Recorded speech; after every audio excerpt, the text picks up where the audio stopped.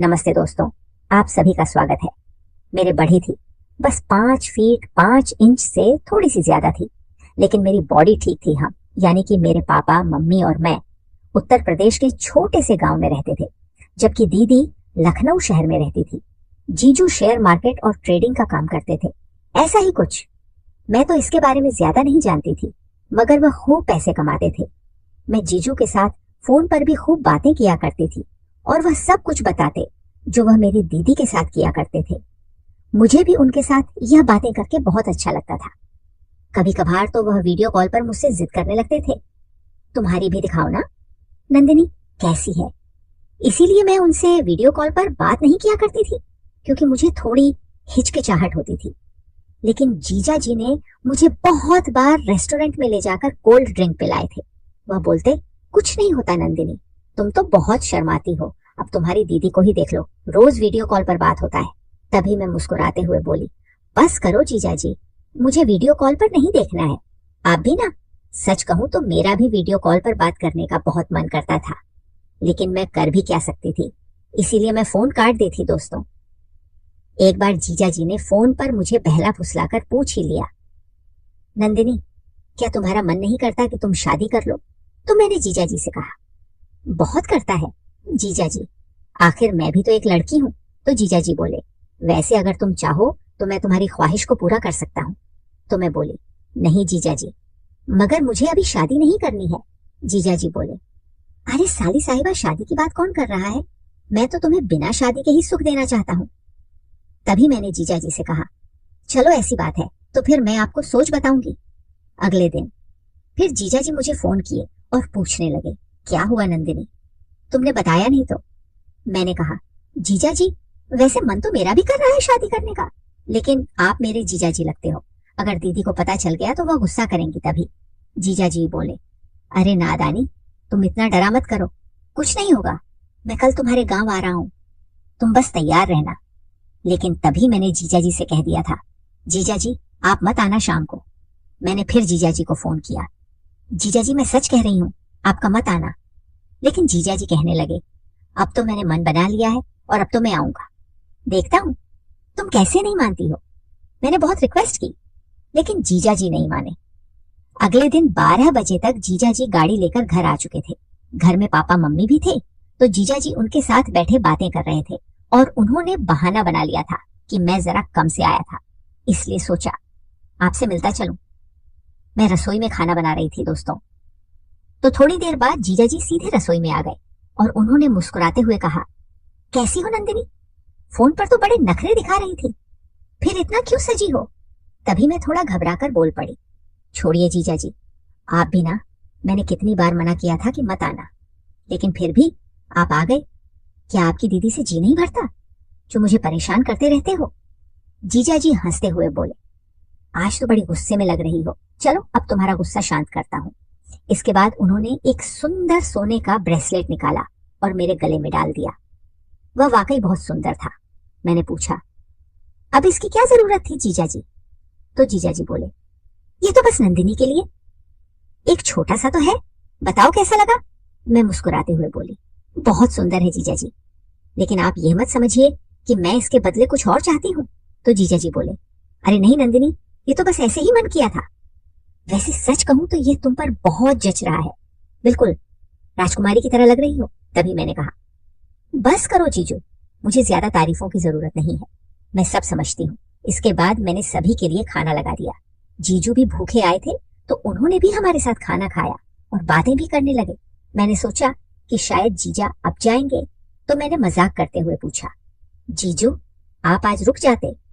जीजू मुस्कुराते हुए बोले, तुम्हें किसने कहा कि मैं जा रहा हूँ? मैं कल सुबह जाऊंगा। अगर आपको परेशानी हो रही है तो मैं अभी निकल सकता हूँ। पापा बोले, नहीं ये तो मजाक कर रही है, और उन्होंने मुझे ही दान दिया। खाना खाकर जीजू गेस्ट रूम में आराम करने लगे और मम्मी पापा खेत चले गए, क्योंकि हमारे खेत में अभी गेहूं की कटाई हो रही थी। मैं भी पापा के साथ खेत जाना चाहती थी, क्योंकि मुझे पता था कि अगर मैं घर पर रुकी तो जीजा जी मुझे नहीं छोड़ेंगे। इसलिए मैंने पापा से रिक्वेस्ट की, लेकिन पापा ने कहा, अगर तुम भी आओगी तो फिर दामाद जी घर में अकेले थोड़ी रहेंगे, इसीलिए तुम घर पर ही रहो। पापा से ऐसी बात सुनकर जीजू बहुत खुश हुए क्योंकि अब हमें दोपहर में डिस्टर्ब करने वाला कोई नहीं था। दोस्तों, इसके बाद मैं रसोई का काम निपटाने लगी और जैसे ही पापा मम्मी घर से निकले, जीजू तुरंत मेरे पीछे रसोई में आ गए और मुझे पकड़कर गेस्ट रूम में ले गए। मैंने बहुत छुड़ाने की कोशिश की, लेकिन वह नहीं माने। रूम में ले जाकर उन्होंने मुझे बेड पर टाए और खुद नीचे बैठकर मुझे मनाने लगे कि अब मान भी जाओ ना। नंदिनी, जीजा जी को नीचे बैठा देखकर मुझे भी अच्छा नहीं लग रहा था, इसलिए मैंने उन्हें कहा कि जीजू प्लीज आप ऐसे मत करिए। चलिए ठीक है, पहले आप ऊपर बैठिए। मेरे मुंह से ऐसा बात सुनकर जीजू के चेहरे पर मुस्कुराहट आ गई और वह बोले, चलो महारानी जी को। थोड़ी दया तो आई। तभी मैंने जीजा जी से कहा, अब आप ऐसे करेंगे तो मुझे मानना ही पड़ेगा, लेकिन सच कहूं तो जीजू मुझे बहुत ही घबराहट महसूस हो रही है। तब जीजा जी बोले, कोई बात नहीं नंदिनी, यह नॉर्मल है, फर्स्ट टाइम सभी को होती है, और वैसे भी तुम घबराई हुई और भी सुंदर लग रही हो। मेरे माथे पर थोड़ा थोड़ा पसीना आ चुका था। फिर जीजा जी और मैं दोनों बैठकर बातें कर रहे थे। उतने में ही कोमल दीदी का फोन आ गया, लेकिन जीजू ने तुरंत ही फोन काट दिया। उसके बाद फिर कोमल दीदी ने घंटी मारी। जीजू फिर से फोन काटने वाले थे, लेकिन मैंने उनके हाथ से फोन ले लिया और उठा लिया। फोन उठाते ही दीदी गुस्से में बोली, क्या बात है आशीष, फोन रिसीव नहीं कर रहे हो, तुम फोन क्यों नहीं उठा रहे हो? तब मैंने जवाब दिया, दीदी वह मैं नंदिनी बोल रही हूँ। दीदी बोली, अच्छा कैसी हो? नंदिनी और मम्मी पापा कैसे हैं? तो मैंने दीदी को नमस्ते किया और कहा, मैं ठीक हूँ। दीदी आप कैसी हो? तब दीदी बोली, मैं ठीक नहीं हूँ, इसीलिए तो फोन किया था। आज सुबह ही सीढ़ियों से उतरते वक्त मेरा पैर फिसल घसा था और मैं गिर गई। इतना सुनते ही जीजा जी ने मेरे हाथ से फोन छीन लिया और दीदी का बात सुनकर डांटने लगे, कोमल तुम्हें सुबह ही फोन कर देना चाहिए था ना। अब कैसी हो, ज्यादा चोट तो नहीं लगी? तुम रुको, मैं अभी 1 घंटे में ही पहुंचता हूँ, जीजू ने कहा। तब दीदी बोली, अब इतना भी परेशान होने की जरूरत नहीं है, जब कॉल करती हूँ तो उठाते नहीं हो, तुम्हें तो मेरी बिल्कुल भी फिक्र नहीं है। तो जीजा जी दीदी को सॉरी बोला और कहा, चलो अब मुझे माफ भी कर दो, मेरी कोमल रानी आगे से ऐसा नहीं करूंगा। तभी मैंने जीजा जी के हाथों से फोन ले लिया और दीदी से कहने लगी, दीदी मुझे जीजू की शिकायत करनी है। तो दीदी बोली, कैसी शिकायत? फिर मैंने कहा, यह मुझे बहुत परेशान करते हैं, हर वक्त छेड़ते रहते हैं, मैं तो इन्हें बहुत डांट हूं, लेकिन ये मानते ही नहीं, अब आप ही समझाओ इन्हें। तब दीदी बोली, यार जीजा साली के मामले में तो मुझे मत ही घसीट, वैसे भी ये मुझे भी बहुत तंग करते हैं, इसीलिए इनकी आदत हो गई है। ऐसा कहते हुए उन्होंने फोन काट दिया। इतने में जीजा खड़े हो चुके थे और उन्होंने मुझसे कहा, चलो ठीक है नंदिनी, अब मुझे जाना होगा। तो मैंने जीजा जी से कहा, अरे रुको ना, इतनी भी क्या जल्दी है, अब तो मैं भी तैयार हूँ। तो जीजू बोले, नहीं नंदिनी, तुम समझने की कोशिश करो, कोमल को मेरी जरूरत होगी। मैंने जीजा जी को बहुत समझाया, अरे बस आधे घंटे की तो बात है ना, जीजू फिर चले जाना। लेकिन जीजा जी मेरी एक भी नहीं सुनी। तो मेरी भी आंखों में आंसू आ गए और मैंने रोने जैसी आवाज में जीजू से कहा, प्लीज जीजा जी। मेरी आंखों में आंसू देखकर जीजा जी भी भावुक हो गए और बोले, अरे पगली रो क्यों रही हो? तब जीजा जी मुझे बेड पर बिठाया और बोले, चलो अब मुस्कुराओ। तब मैंने जीजा जी से कहा, जीजा जी शायद आप नहीं जानते कि मुझे आपसे बातें करना कितना अच्छा लगता है, ये तो मैं आपको तंग करने के लिए मना करती रहती हूँ। फिर जीजा जी मुझे समझाते हुए बोले, अरे मुझे पता है पगली, इसीलिए तो मैं तुम्हारी बातों का बुरा नहीं मानता हूँ। चलो ऐसा करो, तुम भी मेरे साथ चलो, इसी बहाने अपने कोमल दीदी से भी मिलकर आना। जीजा जी के मुंह से ऐसा सुनकर मेरा तो चेहरा ही खिल गया, लेकिन मैंने जीजा जी को कहा, पापा नहीं जाने देंगे, उन्हें कौन कहेगा? तो जीजू बोले, वह कोमल संभाल लेगी, तुम बस जल्दी से तैयार हो जाओ।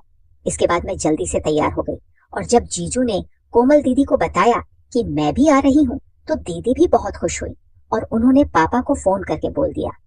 इसके बाद मैं और जीजू लखनऊ के लिए निकल गए। सारे रास्ते मैंने जीजू से नजरें नहीं हटाई। जब जीजू ने पूछा तो मैंने बोला, सच सच सच बताना जीजू, आप सिर्फ मेरे लिए ही गाँव आए थे क्या? तब जीजा जी मुस्कुराते हुए बोले, आया तो तुम्हारी वजह से ही, लेकिन देखो किस्मत तुम्ही को लेकर जा रहा हूँ। उसके बाद पता नहीं मुझे क्या हुआ, मैंने बिना सोचे समझे ही जीजा के से कह दिया, आई लव यू जीजा जी। मेरे इतना कहने पर जीजा जी तुरंत ब्रेक लगा दिए और बोले, नंदिनी ये तुम कैसी बातें कर रही हो, तुम अभी बच्ची हो, इसीलिए तुम्हें ये नहीं समझ आता। मैं तुम्हारा जीजा लगता हूँ, तो मैंने कहा, हाँ इतना मुझे पता है, तभी तो मेरे आगे पीछे घूम रहे हो। मैं इतनी भी छोटी नहीं हूँ। फिर मैंने सॉरी बोलकर कहा, चलो ठीक है, आज के बाद ऐसा नहीं बोलूंगी। जीजा जी बोले, मैं तो बस तुम्हें बता रहा हूँ। नंदिनी। फिर मैंने हाथ जोड़ते हुए कहा, अच्छा ठीक है बाबा, आगे से नहीं करूंगी। दोस्तों, उसी रास्ते पर एक चाउमीन का ठेला लगा हुआ था, तो मैं चाउमीन खाने की जिद करने लगी, क्योंकि मुझे चाउमीन बहुत ही पसंद है। इसके बाद आधे घंटे के अंदर हम घर पहुंच गए। घर पर कोमल दीदी के साथ उनकी सहेली बैठी थी, जो उन्हें अस्पताल से चेकअप करवा कर लाई थी। मुझे देखकर कोमल दीदी बहुत ही खुश हुई। जीजा जी जाते ही कोमल दीदी को डांट लगानी शुरू कर दी। तुम्हें कितनी बार बोला है कोमल, धीरे धीरे काम किया करो, लेकिन तुम मेरी सुनती कहाँ हो। इसके बाद जीजा जी वहीं बैठ गए और मैं फ्रेश होने के बाद नहाने चली गई। नहाने के बाद मैं रसोई में सभी के लिए खाना बना रही थी, क्योंकि दोपहर में सभी को भूख लग गई थी। दोस्तों, तभी रसोई में जीजा जी भी आ गए और वह बहुत ही खुश लग रहे थे। जब मैंने उनसे खुशी का कारण पूछा तो वह बोले, नंदिनी, तुम जितनी अच्छी बाहर से हो उतनी ही अद्भुत अंदर से भी हो। तभी मैंने कहा, जीजा जी वो तो मैं पहले से ही हूँ। तो जीजा बोले, लेकिन मैंने तो आज ही देखा है तुम्हें। तब मैंने चिढ़ाते हुए कहा, जीजा जी दीदी सच ही बोलती है कि आप बड़े मजेदार हो, कभी नहीं सुधरोगे जीजा। मेरी तारीफ देखते हुए बोले, आप जैसी साली साथ हो तो मैं सुधर कर क्या करूंगा। फिर मैंने जीजा जी से कहा, चलिए अब जल्दी से दीदी के कमरे में चलिए, नाश्ता कर लेते हैं। तो जीजा बोले, नाश्ता वास्ता छोड़ो, बाद में कर लेंगे, पहले तुम मेरे साथ चलो। जब से तुम्हें ऐसे देखा है मुझसे एक पल भी नहीं रुका जा रहा। फिर जीजा जी मेरे हाथ से नाश्ते की थाली छीन ली और मुझे ले जाने लगे। मैंने जीजा जी को रोका, अरे जीजू छोड़िए ना, आप तो बहुत जिद करते हैं। आपको नहीं पता कि घर में कोमल दीदी भी है और वह जाग रही है, इतनी भी क्या जल्दी है, शाम को बातें कर लेंगे ना। अगर दीदी को पता चल गया तो हो जाएगी। जीजा बोले, कुछ पता नहीं चलेगा, बस तुम चलो। तुम्ही ने तो कहा था कि सिर्फ आधे घंटे की बात है। तभी दीदी ने आवाज लगाई, दोनों रसोई में ही लड़ते रहोगे या नाश्ता भी लेकर आओगे, मुझे भूख लग रही है। तब जाकर जीजा जी माने, चलो अब जज साहब का आदेश आ गया है तो फिर शाम को ही बातें करेंगे। और हम नाश्ता लेकर दीदी के कमरे में आ गए। आते ही दीदी ने कहा, आशीष नंदिनी को इतना क्यों परेशान करते हो, बेचारी को। दीदी की बात सुनकर मैं भी मुंह बनाते हुए कहने लगी, दीदी ये मेरी बिल्कुल भी बात नहीं सुनते हैं, हर वक्त मुझे तंग करते रहते हैं। अब आप ही समझाइए इन्हें। जीजा जी दीदी का हाथ पकड़ते हुए बोले, अच्छा बाबा, आज से सॉरी, मजाक मस्ती बंद, ठीक है। अब चलो जल्दी से नाश्ता कर लो, वरना ये ठंडा हो जाएगा। नाश्ता करने के बाद जीजा जी नहाने चले गए और मैं और दीदी उनकी शादी का एल्बम देखते देखते सो गए।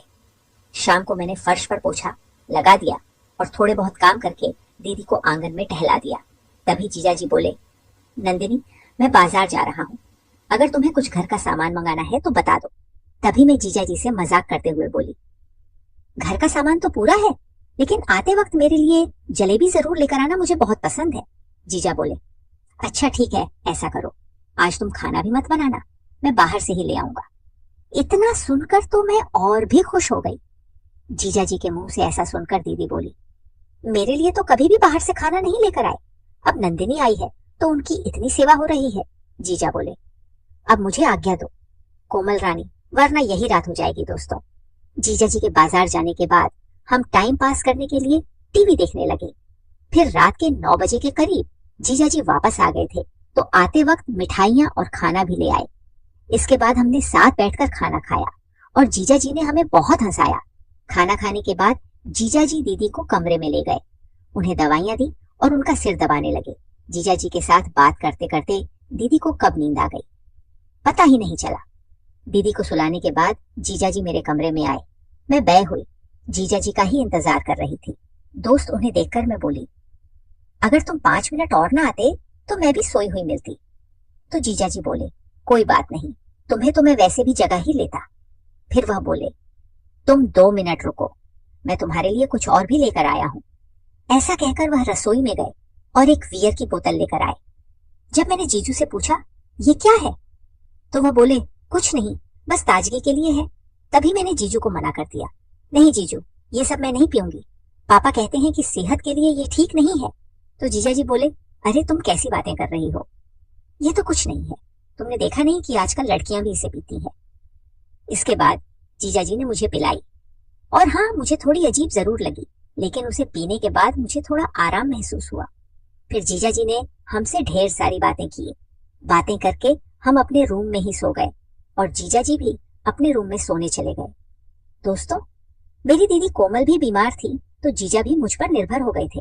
5 से 10 दिनों तक जीजाजी के साथ मैंने बहुत अच्छे वक्त बिताए और कोमल दीदी भी ठीक हो गई।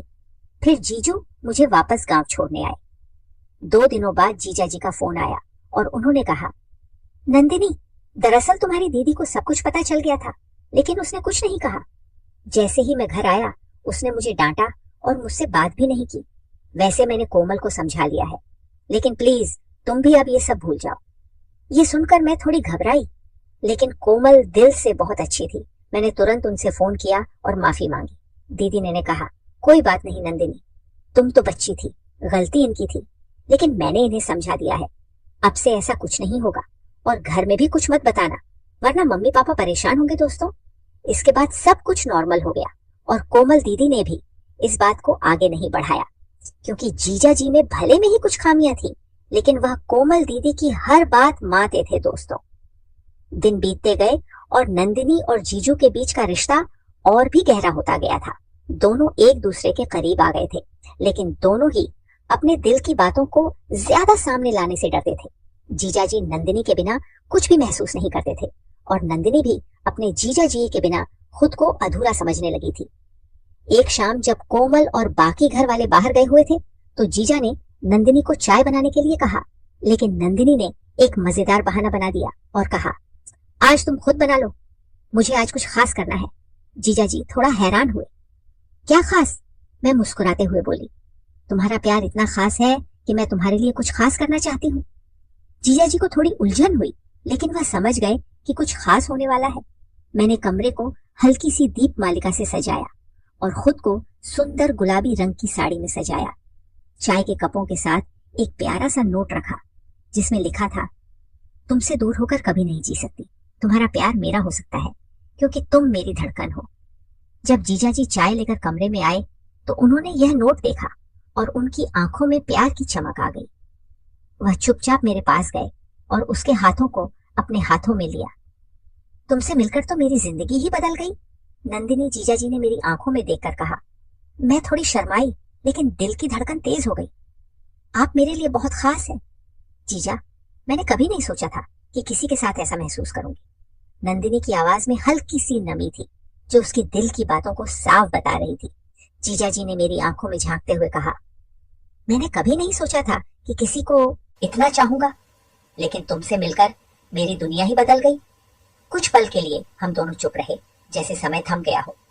फिर जीजू ने मुझको अपने पास खींच लिया और उसकी आंखों में देखकर कहा, तुम जानती हो नंदिनी, जब तक तुम मेरे पास हो मुझे किसी चीज की कमी महसूस नहीं होती। मेरे धड़कन तेज हो गई। उसने धीरे से जीजा जी के गालों पर हाथ फेरा और कहा, मुझे भी लगता है कि अब मैं आपके बिना नहीं रह सकती। आप ही हैं मेरी खुशी, मेरे सपने। इसके बाद जीजा जी ने धीरे से मेरी गालों पर एक हल्की सी किस की। जो दोनों के बीच प्यार का इजहार था, मैंने भी धीरे से अपनी आंखें बंद की और जीजा जी के गले में अपना हाथ डालते हुए कहा, मैं भी आपसे बहुत प्यार करती हूँ। उनके बीच का यह प्यार और नजदीकी दोनों के दिलों में एक नए रिश्ते की शुरुआत थी जो अब किसी भी कठिनाई से नहीं टूट सकता था। हम दोनों ने एक दूसरे के साथ बिताए हुए पलों को याद करते हुए यह समझ लिया था कि अब उनका हर सपना, हर हिश एक दूसरे के साथ ही पूरा होगा। सारी दुनिया उनके सामने थी, लेकिन दोनों का प्यार बस उनके अपने छोटे से कमरे में था। यह थी हमारी आज की छोटी सी कहानी। आपको यह कहानी कैसी लगी, कमेंट करके जरूर में बताएं। अगर आपको यह कहानी पसंद आई हो तो इसे लाइक करें और अपने दोस्तों के साथ शेयर करें।